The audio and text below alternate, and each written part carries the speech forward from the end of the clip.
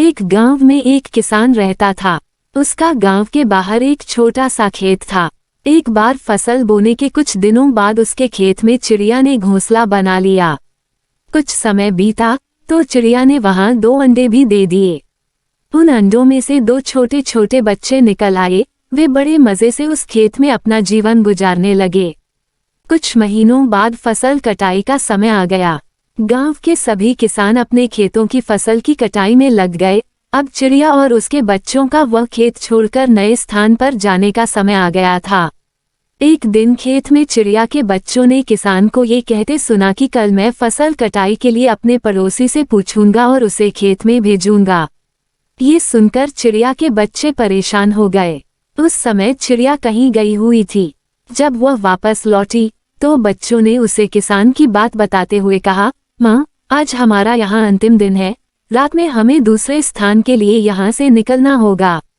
चिड़िया ने उत्तर दिया, इतनी जल्दी नहीं बच्चों, मुझे नहीं लगता कि कल खेत में फसल की कटाई होगी।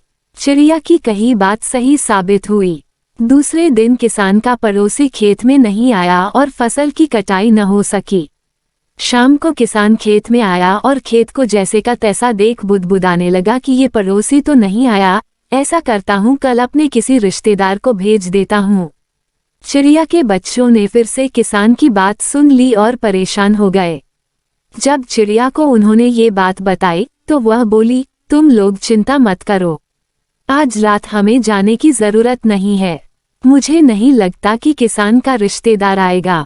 ठीक ऐसा ही हुआ और किसान का रिश्तेदार अगले दिन खेत नहीं पहुंचा।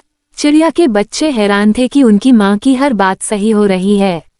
अगली शाम किसान जब खेत आया तो खेत की वही स्थिति देख बुदबुदाने लगा कि ये लोग तो कहने के बाद भी कटाई के लिए आते नहीं है।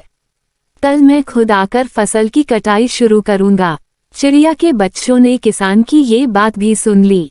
अपनी माँ को जब उन्होंने ये बताया तो वह बोली, बच्चों, अब समय आ गया है ये खेत छोड़ने का। हम आज रात ही ये खेत छोड़कर दूसरी जगह चले जाएंगे।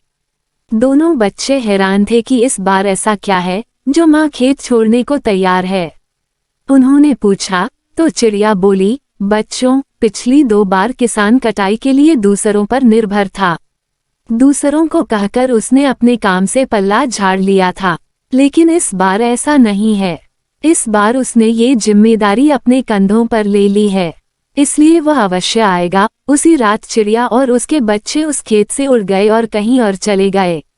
कहानी से सीख, दूसरों की सहायता लेने में कोई बुराई नहीं है, किंतु यदि आप समय पर काम शुरू करना चाहते हैं और चाहते हैं कि वो समय पर पूरा हो जाए तो उस काम की जिम्मेदारी स्वयं लेनी होगी। दूसरे भी मदद उसी की करते हैं जो अपनी मदद करता है।